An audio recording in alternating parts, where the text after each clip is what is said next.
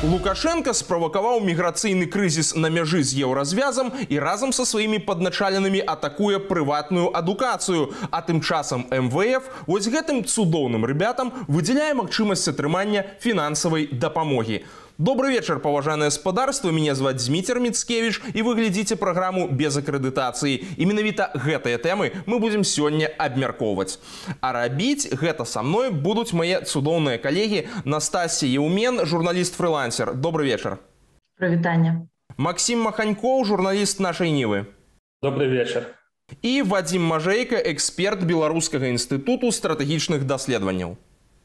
Вітаю всіх. Пачнем давайте з найбольш глобальнага, вось з тэмы, якая не сыходзіць з топа навінаў в Европе, а ў Беларусі асвятляецца якраз такі не вельмі шмат, асабліва органамі дзяржаўнай прапаганды. Гаворка ідзе пра міграцыйны крызіс, сітуацыю на мяжы з першую чаргу з Польшчай і з Літвой. І я вось, шчыра кажучы, першы раз бачу такое, нават падчас пратэстаў такога не было, што навіны пра Беларусь і пра мяжу з Беларусю ўжо каторы тыдзень трымаюцца проста в топе в Польшчы і в Літве. І гэта, напэўна, дзякуй Лукашэнку, вось хацелі б лепш зрабіць, нават там дэмакратычныя сілы лепш бы не зрабілі, таму што такая інфармацыйная нагода і ўвогуле вось такія паводзіны рэжыму якраз такі паказваюць, што праблему патрэбна вырашаць, і з гэтым патрэбна разбірацца. Настасья, адразу пытанне да цябе. Як увогуле зараз, па-твойму, успрымаецца гэтая праблема ў Літве, як гэта ўспрымаецца заходнімі партнёрамі? Ёсць у іх воля вырашаць гэтае пытанне менавіта пад корань, а не так часова нейкімі там дамовамі з Лукашэнкам, на што ён, канешне ж, спадзяецца? Так, безумоўна, гэтая праблема наплыву мігрантаў да межаў ўсё яшчэ застаецца ў топе тэмаў, як ты слушна і адзначыў. Што датычыцца Літвы, тут гэта ідзе ўкупе з тэмай пратэстаў супраць ковід-пашпартоў. І неяк так атрымліваецца, што гэтыя дзве тэмы, пратэсты супраць рассялення мігрантаў у Літве і антывакцынацыя прымусовая, яны зліліся ў адно. І мне падаецца, што вось пры ўмове, што ў прынцыпе праблема нацменшасці ўжо ў Літве знікла, як бы прарасійскія сілы, якія ўжо як бы не прызнаюцца ў тым, што яны нацменшасці, яны сканцэнтраваліся на іншых тэмах і вельмі удала карыстаюцца вось гэтай тэмай мігрантаў. З'яўляюцца пратэсты лакальных жыхароў, якія якраз такі жывуць на мяжы з Беларусю.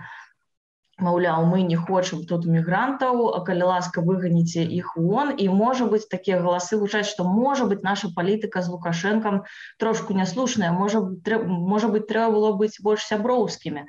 Але трэба прызнаць, што такія меркаванні пакуль што даволі такія маргінальныя. Застаюцца ў большасці ўсё ж такі кіроўны ўрад, гэта кансерватары, гэта лібералы, і яны прытрымліваюцца думкі, што мы павінны быць цвёрдымі і глядзець у корань праблемы. Гэта значыць не толькі будаваць вось гэты калючы дрот на мяжы з Беларусю, да? Мяжа, якая ніколі не была фізічнай, ніколі не было плота тут між Літвой і Беларусю.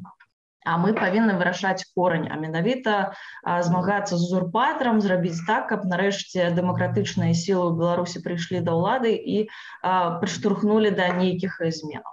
Тут яшчэ ёсць такое этычнае пытанне. Таму што зараз у Польшчы шырока абмяркоўваецца гэтая сітуацыя з мігрантамі, якія знаходзяцца каля мяжы з Польшчай, і лукашысцкія памежнікі не пускаюць іх назад у Беларусь. Зразумела то, што польскія памежнікі не пускаюць іх у Польшчу. І вось ёсць такое ваганне. З аднаго боку, гэтыя людзі, зразумела, не маюць ніякага права на тэрыторыі Польшчы знаходзіцца, з другога боку, нібыта вось такая гуманітарная беда, катастрофа, і трэба іх прапусціць. І зразумела, што тое, каб іх прапусцілі, з'яўляецца мэтай Лукашэнкі. І, в прынцыпе, вось гэтая дыскусія сама ў Польшчы таксама з'яўляецца адной з тых мэтаў, на якую ён, напэўна, і не разлічваў. Але факт ужо ёсць, таму што некаторыя людзі спрабуюць выкарыстаць гэтую сітуацыю для таго, каб атрымаць нейкія палітычныя ачкі.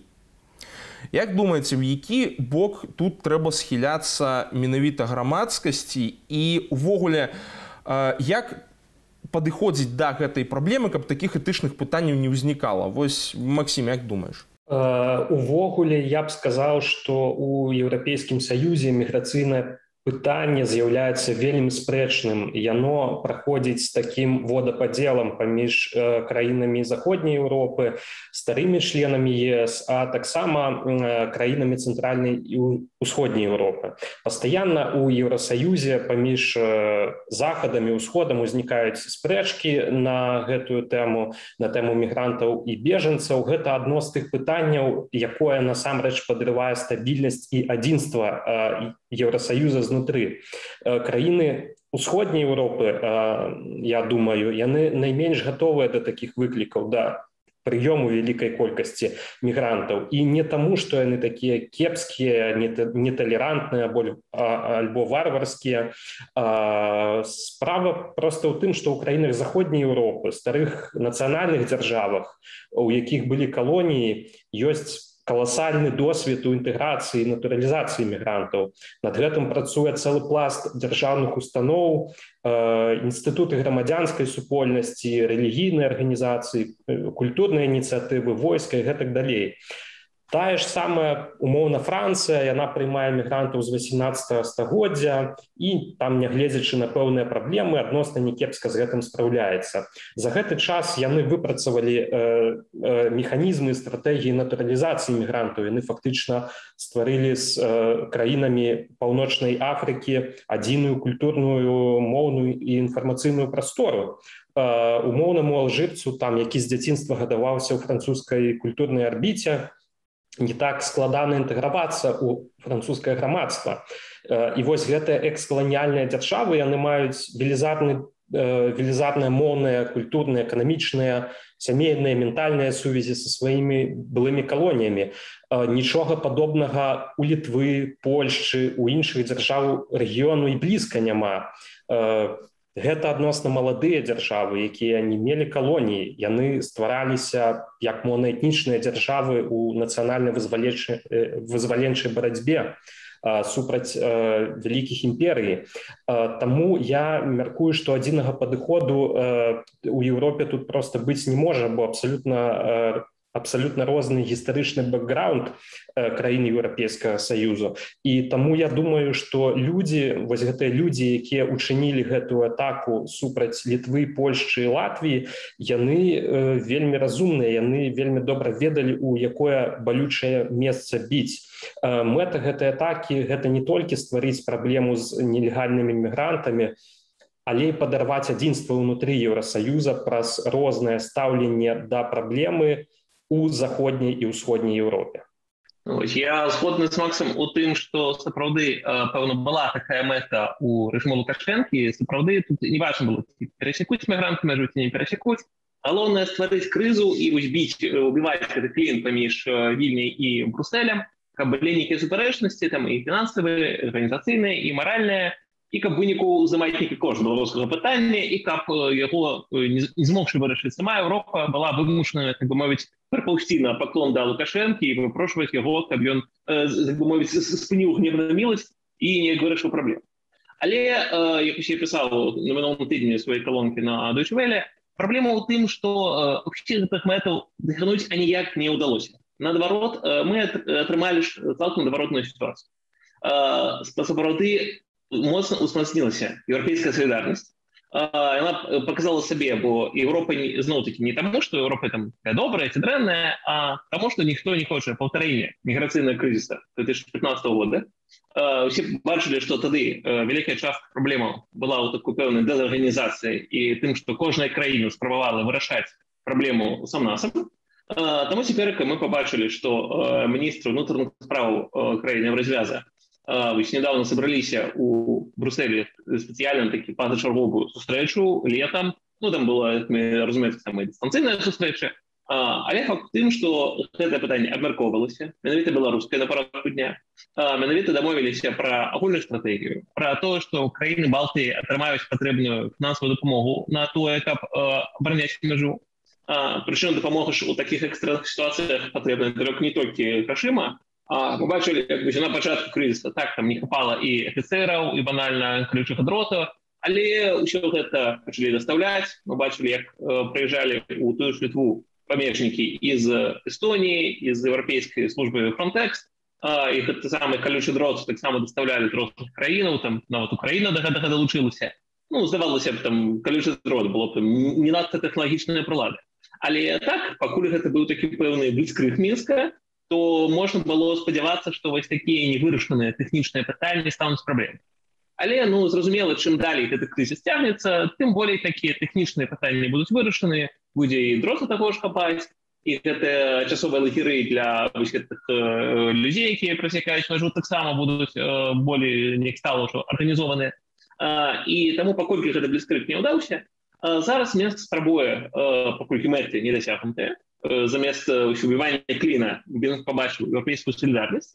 Таму цяпер Мінск спрабуе ісці на эскалацыю. Мы бачым, гэта і інцыдэнты на мяжы, калі ну, это фактычна такія ўжо фактычна сутыкненні памежнікаў, проста паміж памежнікамі стаяць вось нейкім жывым штом гэтыя мігранты, але так ці іначай памежнікі ўжо побач, і гэта стварае рызыкі эскалацыі канфлікта.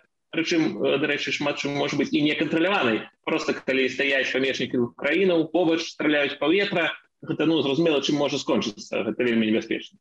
Таксама Мінск спрабуе пераключыць гэтую агрэсію на іншыя краіны, на Польшу, на Латвію, але, ну, мне здаецца, гэта такі адразу пройгрышны ход, бо вядома, што і Польша, і Латвія, гледзячы на гэты крызіс на літоўскай мяжы, то таксама думалі, што ім за гэтым рабіць і рыхтаваліся да такога паварота. Ну і таксама гэта, канечне, інфармацыйная аперацыя Мінска, калі прапаганда спрабуе ствараць нейкія фейкі, што там кагосьці літоўцы пабілі, кагосьці забілі. Але тут Мінск, як і ў сітуацыі з Артасевічам, пераацэньвае свае магчымасці інфармацыйнага ўплыву і думае, што кагосьці ў чымсьці можа пераканаць. Але, на жаль, для Лукашэнкі рэпутацыя ягонага рэжыму настолькі кепская, што не проста яму ні ў чым не верыць. А вось як мы бачылі ў сітуацыі з загінулым кіраўніком беларускага дома ва ўкраіне, беларускі рэжым усе схільныя абвінавачваць ва ўсіх злачынствах, нават не разбіраючыся ў сутнасці. Хто яго забіў, што там было ва ўкраіне, што расследавання няма, але фактычна гледзячы па медыа і украінскіх, і еўрапейскіх, все пабачылі, гэта вінаваты Лукашенко. Бруссель і краіны еўразвязу паказалі такую нават здзіўляюча адзіную пазіцыю. Яны бачаць, што плынь мігрантаў яна не натуральная, яна не звязана з пэўным крызісам, бо як бы ну афганская гісторыя гэта іншая рэч, яна пачалася пазней. Канешне, мы убачым і плынь бежанцаў з Афганістану, но паглядзім яшчэ, як Беларусь на гэта адрэагуе. Я таксама хацела звярнуць увагу на тое, што нават праваабарончыя міжнародныя арганізацыі яны не патрабуюць ад Літвы, Польшы ці Латвіі упусціць гэтых людзей. Яны цудоўна разумеюць незаконнасць перасячэння мяжы ў дадзеных выпадках. Адзінае патрабаванне, якое я заўважыла, гэта рашэнне Еўрапейскага суда па правах чалавека забяспечыць людзей, якія захраслі паміж Польшай і Беларусю вадой, цёплымі рэчамі, то бок ну, стварыць ім больш-менш такія спрыяльныя ўмовы для часовага існавання да таго, як праблема будзе вырашана. Але тут трэба падкрэсліць, што якраз такі лукашысты не прапусцілі гуманітарны польскі канвой менавіта да гэтых людзей. То бок вось вельмі важная рэч. Таму што яны ўвогуле не лічаць то, што ім там патрэбна гэтым людзям неяк дапамагаць. І тут жа таксама, калі кажуць, што патрэбна гэтых людзей пусціць, вось яны знаходзяцца ў такой безвыходнай сітуацыі, але прабачце, гэтыя людзі знаходзяцца на тэрыторыі Беларусі. Яны не знаходзяцца на тэрыторыі Польшчы. Яны знаходзяцца ў памежнай зоне. Дык вось вы, напэўна, все ж выдатна ведаеце, што калі ты едзеш у гэтую памежную зону нават да нейкай сваёй радні ў вёску, то ты мусіш атрымліваць адмысловы дазвол на тое, каб там знаходзіцца. Туды нельга проста так взяць і паехаць. І, адпаведна, гэта ўсё знаходзіцца ў кампетэнцыях лукашысцкіх памежнікаў. Вось іх взяць і адправіць кудысьці, куды яны палічаць патрэбным. І вось што цікава, що тут трэба глядзець на прапаганду, Таму што мне вельмі падабаецца чытаць гэтыя паведамленні лукашысцкай прапаганды якраз аб гэтай сітуацыі. Яны ўжо знайшлі то, што Польшча да іх запускае нейкіх мігрантаў, Літва. Яны цалкам спрабуюць выкарыстаць гэты прапагандысцкі прыём адлюстравання, нібыта гэта не мы, а гэта нам запіхваюць мігрантаў. Выглядае гэта вельмі забаўна, таму што робяць яны гэта ў сваім класічным стылі, вельмі дубаломна і вось такімі кандовымі штампамі проста. Як умеюць, так і робяць. Мне тут пытанне яшчэ такое. Калі мы гаворым пра ініцыятараў гэтага крызісу, як думаеце, Владзімір Пуцін, калі убачыў гэтую сітуацыю, вось якая ў яго была рэакцыя? Вельмі ён абрадаваўся ці не? Я абсалютна ўпэўнены, што абсалютна абрадаваўся, таму што вось такія крызісныя сітуацыі яны дазваляюць адцягваць увагу ад нейкіх ад нейкіх праблемных пытанняў узаемаадносінаў з Расіяй, ад некаторых унутраных палітычных расійскіх пытанняў. У Расіі, я нагадаю, у верасні адбудуцца парламенцкія выбары. Узровень рэпрэсій у Расіі супраць апазіцыі і незалежнай журналістыкі зараз проста каласальны. І зараз Еўропа, яна будзе вельмі шчыльна займацца гэтым пытаннем, і гэты міграцыйны крызіс, вядома, ён будзе адцягваць увагу еўрапейцаў. На маю думку, Пуцін двояка паглядзеў на дадзеную сітуацыю і сказаў, што... сказаў, конечно, я не магу адназначна сцвярджаць, што ён сказаў. Агульны намёк быў на тое, што Александр Егорович, калі ласка, ідзі наперад, у мяне адзінае патрабаванне, каб гэтыя мігранты выпадкова не апынуліся ў Расіі. І, магчыма, чаму ён навогул хіба што даў на гэта зялёнае святло, таму што раштурхоўванне сітуацыі ў краінах Еўропы для Расіі гэтаксама выгадна, як і для беларускага рэжыму. Я так па шчырасці не думаю, што Лукашенко кансультаваўся з Пуцінам перад тым, як прымаць рашэнне ў такой гібриднай аперацыі супраць балтыйскіх краінаў. І, канешне, наўрад ці Пуціна моцна хвалюе лёс гэтых краінаў, лёс мігрантаў. Але так, мы бачылі, як фактычна была рэакцыя Пуціна на афганскі крызіс у тым, што Расія непакоіцца, каб гэтыя мігранты не паехалі ў саму Расію. І як тады Пуцін казаў, што невядома, хто гэтыя людзі, хто з іх тэрарысты, не тэрарысты. Зразумела, што для Беларусі гэта ўсё ж таки далёкая тэма, то для Расіі нейкія людзі з радыкальнымі ісламскімі поглядамі, яны могуць знайсці вялікую колькасць прыхільнікаў у самой Расіі. Мне здаецца, што якраз такі гэта ён можа ад Пуціна і пачуць. Што насамрэч для Расіі гэта лішнія праблемы ў стасунках з Захадам, таму што Захад будзе звяртацца таксама да Пуціна па вырашэнні гэтай праблемы. Размаўляць будуць з ім, таму што з Лукашэнкам зараз размаўляць ніхто не будзе. Мы ж самі бачым, што для вырашэння крызісу на мяжы з Літвой літоўцы пачалі размаўляць з Іракам. Што цяпер Ірак значна больш дамоваздольны, чым лукашысты. Вось, дарэчы, гэта вельмі добра паказвае іх месца цяпер на міжнароднай арэне.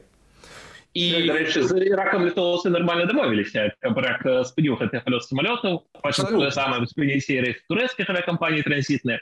Дарэчы, таксама Мінск не пралічыў, што Еўропа можа проста камунікаваць з тымі краінамі дальняй дугі і дамаўляцца, і гэта, дарэчы, псуе таксама і ў арабскім свеце беларускую рэпутацыю, бо ўсе будуць бачыць, што Лукашенко мало таго, што аўтарытарны, халяр з ім, але праблема ў тым, што ён стварае рызыкі. І наўрад ці гэтая крыза, яна адносіны паміж Еўразіязам і Іракам не зрабіла больш цёплымі. Гэта дакладна было ні для чаго не патрэбна. Таму гэта таксама яшчэ адзін пралік беларускай улады. Я, дарэчы, не ўпэўнена, што першай прычынай для таго, каб Ірак адазваў свае палёты, было акурат тое, што яны дамовіліся з літоўскім урадам. Хутчэй за ўсё, прычынай стала цвёрдая пазіцыя па непрыняццю людзей у краіне.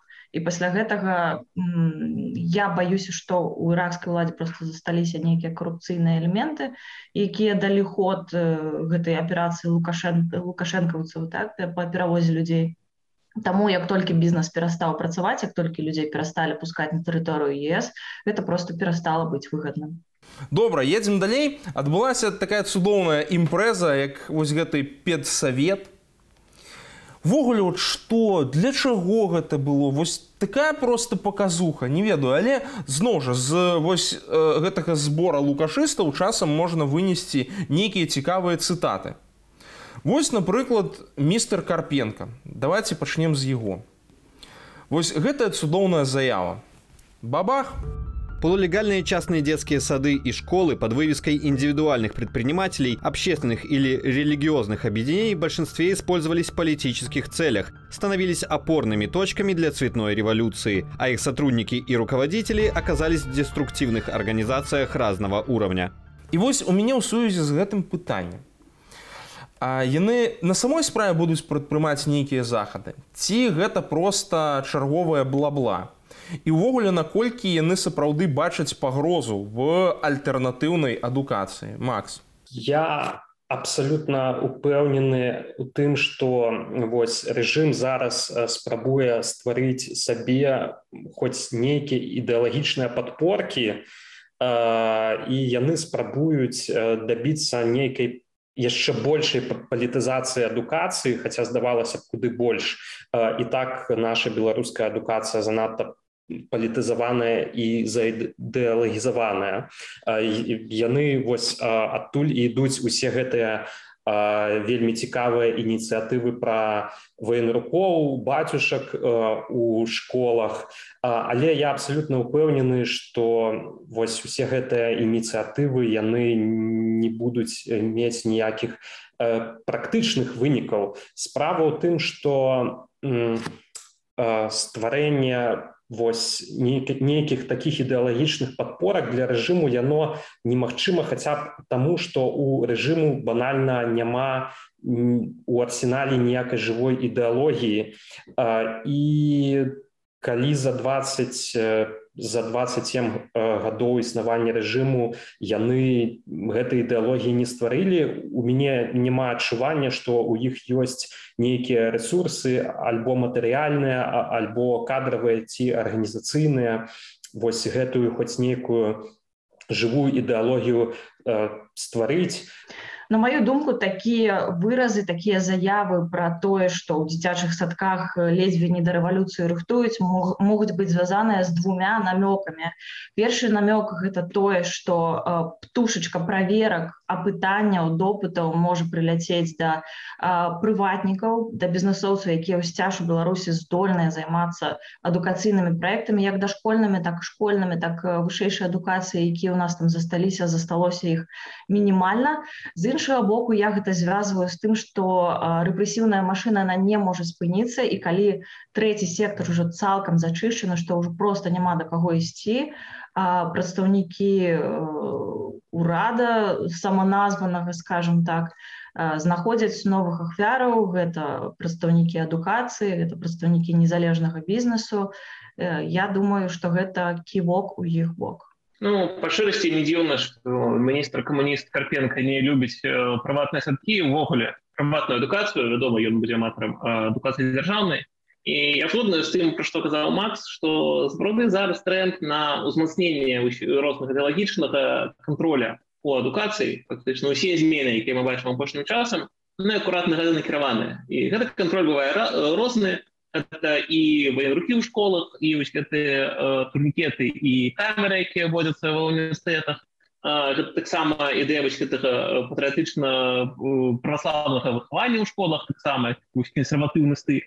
І ў гэтым жа рэчышчы і канкрэтны напад на прыватную адукацыю, бо, вядома, у нейкім ідэальным свеце пэўна дзяржава б хацела, каб усе дзеці праходзілі сістэму адукацыі, як такі, мовна кажучы, ідэалагічную индоктринацию, все выхоўваліся ў лукашысцкім духу і выходзілі веруючыя ў БС. І, канешне, гэта цалкам недасягальная, вядома, мэта. Вышэнскі сам прызнаваў, што моладзь яны прайгралі. Але, тым не меней, улады так спрабуюць на крызіс рэагаваць, як умеюць. І, канешне, і раней прыватная адукацыя ў Беларусі не адчувала сабе надта камфортна. Вядома, што цяпер гэтыя напады будуць узмацняцца. Ну і, дарэчы, у гэтым жа рэчышчы і напады Лукашэнкі на замежную адукацыю. Маўляў, калі вучыцеся за мяжой, то туды і валіце і не вяртайцесь. Езжайте, учитесь, но вы, пожалуйста, там и оставайтесь, потому что там не столько обучают. Им далеко до нашего образования, поверьте, далеко. Они им промывают мозги и забрасывают к нам уже как агентуру с промытыми мозгами. Это уже идейное. Ну, если не враги, то противники нашего государства. И нам приходится с ними бороться. Они уже трудно перевоспитуемые. І гэта вельмі дзіўна нават для недэмакратычных краінаў. Бо звычайна ўсе наадварот зацікаўленыя, каб чалавечы капітал максімальна вяртаўся ў краіну.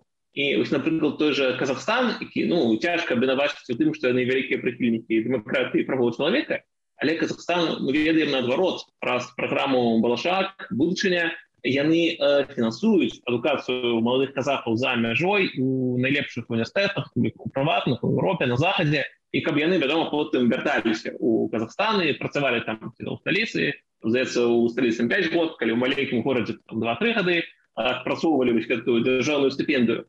Казахстан сам гэта захочвае, таму што проста думае, зноў-такі, менавіта як сведчыць назва гэтай праграмы, пра будучыню.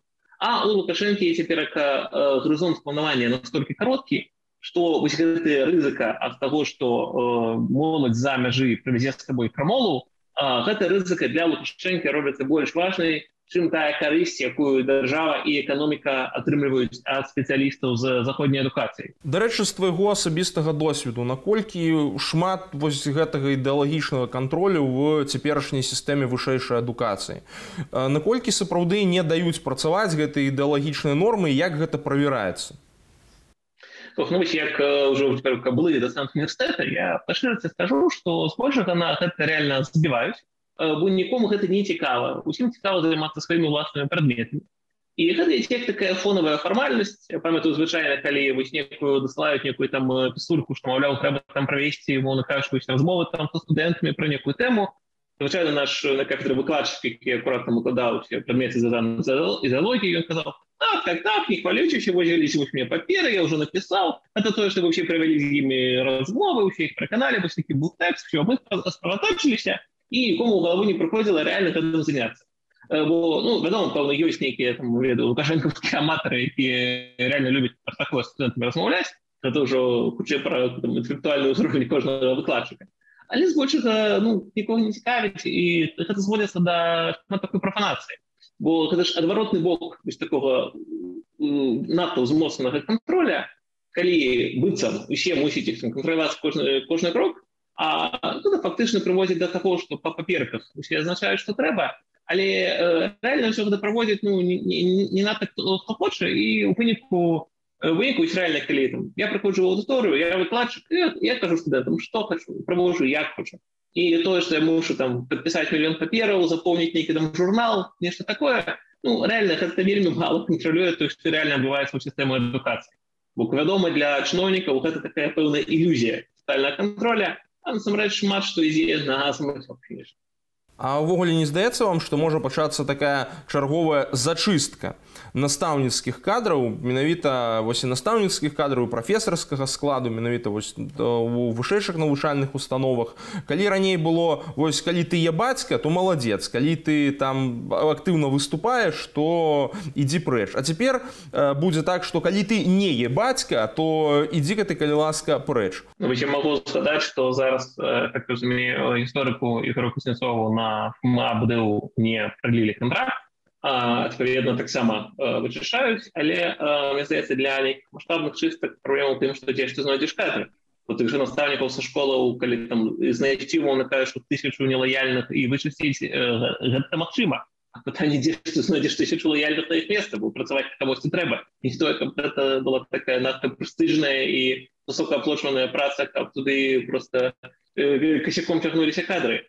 Тому тут сістэма, пэўна, таксама для сябе ў пэўных рызыках, пэўных варунках, што ж ім рабіць, усіх не вычысціш. Я абсалютна згодны з Вадзімам у гэтым пытанні, і я б яшчэ для сябе дадаў, што хутчэй адказам вось беларускіх настаўнікаў на гэтую новую сітуацыю будзе нейкая форма італьянскай забастоўкі альбо нейкая форма сабатажу. То бок фактычна вось усе гэтыя новыя ідэалагічныя патрабаванні, яны фармальна будуць выконвацца, але якасць выканання гэтых патрабаванняў яна фактычна будзе вельмі нізкая, і фармальна нейкіх падстаў для чыстак альбо для рэпрэсій у гэтым асяроддзі іх у вялікім глобальным маштабе не будзе. Я думаю, што гэта спроба ўседзець сапраўды на двух крэслах, што з аднаго боку нам неяк трэба падтрымліваць функцыянаванне нашай сістэмы адукацыі, але з іншага боку трэба выконваць патрабаванні адміністрацыі прэзідэнта, каб ідэалогія па-ранейшаму выкладалася, а студэнты былі б ідэалагічна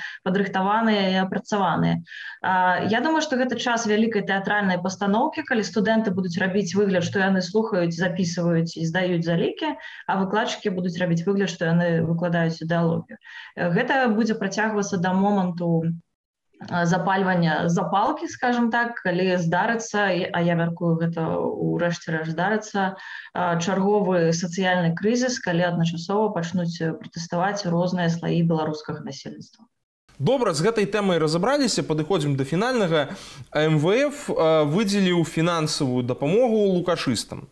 І пакуль невядома, як ёй можна будзе скарыстацца, невядома, в якой форме гэтыя сродкі можна будзе атрымаць, але вот сам факт іх выдзялення, канешне ж, засмуціў шмат каго. Ну, все-таки не вельмі прыемная гісторыя, калі міжнародныя арганізацыі ведаюць, што адбываецца ў краіне.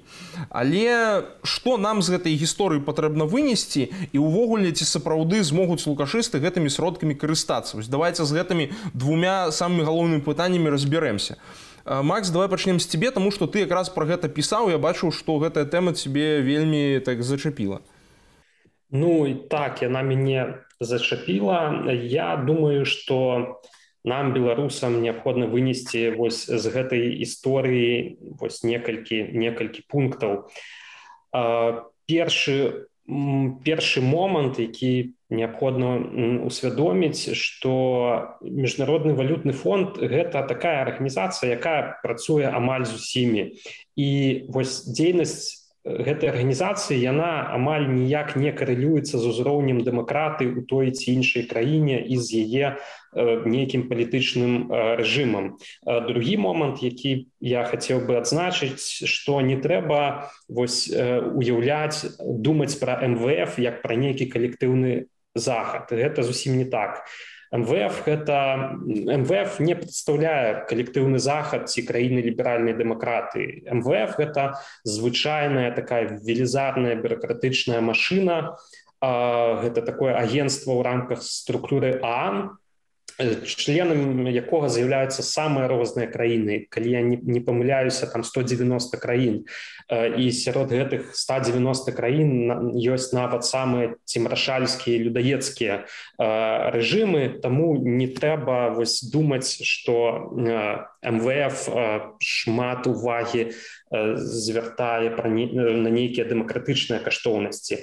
І трэці момант, які я хацеў бы адзначыць, што так, міжнародныя арганізацыі, яны недасканалыя, яны не заўсёды працуюць так, як нам хацелася б, і гэта проста аб'ектыўная рэальнасць, і гэта проста трэба прыняць, і гэта такі чарговае сведчанне таго, што беларускія праблемы могуць вырашыць толькі самі беларусы ўнутры самой Беларусі. Я не могу сказаць, што я пісала падрабязную гісторыю на гэтую тэму, як Максім, але мяркую, што зыходзячы з таго, што гэта бюракратычная вялікая структура, нават 1 год для іх гэта вельмі кароткі перыяд. І я думаю, яны нават не паспелі адрэагаваць на тое, што адбылося ў Беларусі.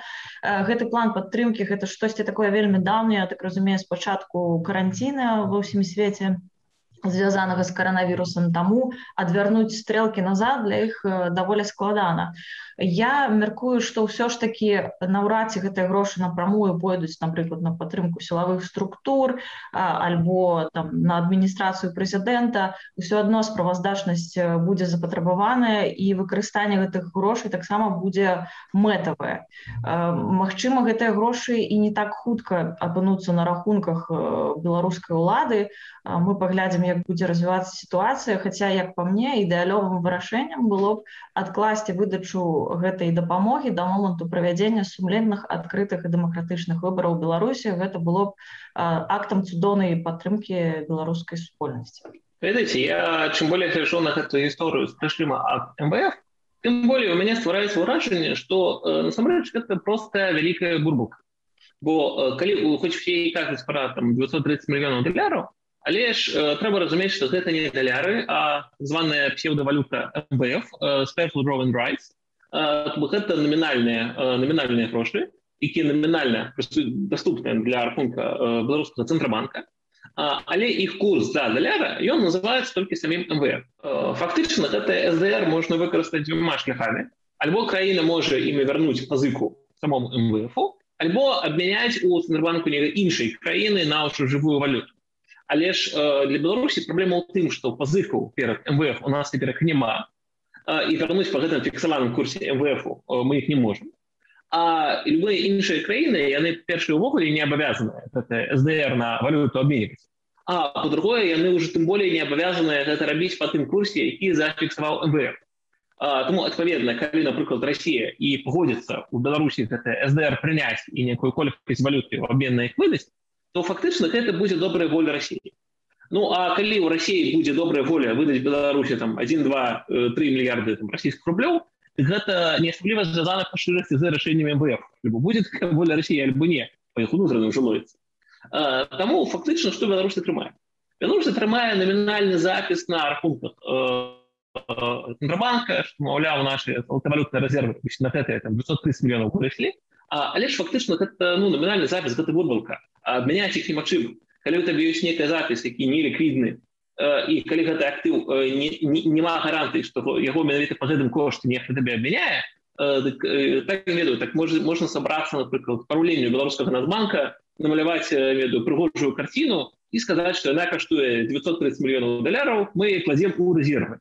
Але ці купіць яе нехта па гэтым кошце, ці па іншым кошце, Расія, ці не Расія, ці хто, гэта невядома. І чамусь, калі ў выпадку з карцінай было б зразумела, што гэта поўная луха, а чамусь з гэтымі СДР ад МВФ здаецца, маўляў, сур'ёзная арганізацыя, сур'ёзныя грошы. Але калі спрабаваць разабрацца ў дэталях, як жа іх можна выкарыстаць, то, мне здаецца, сапраўды вось такая бурбалка, такая прыгожая карціна, якую рэальна атрымаць гэтыя грашыма, гэта вельмі незразумелая перспектыва. Таму, канечне, цяпер для ўлады так ці іначай гэта магчымасць нейкі зрабіць прыгожы твар пры дрэннай гульні, але насамрэч, акрамя назімування нашых золотавалютных рэзерваў вось такой бурбалкай, акрамя гэтага, я не бачу рэальнага эфекта ад карыстання гэтымі грашыма ад МВФ. Вось на гэтай цікавай ноце мы, паважанае гаспадарства, і скончым сённяшнюю праграму, ды развітаемся з нашымі спікерамі. Вось бачыце, не варта жыць спадзяваннем на нейкія бурбалкі і тым больш капаць іншым такія ямы, у якія можаш патрапіць сам. Так што, паважанае гаспадарства, плануйце стратэгічна і рэальна глядзіце на рэчы. Вы глядзелі праграму без акрэдытацыі, з вамі быў Зміцер Міцкевіч. Добрага вам вечару і добрых выходных.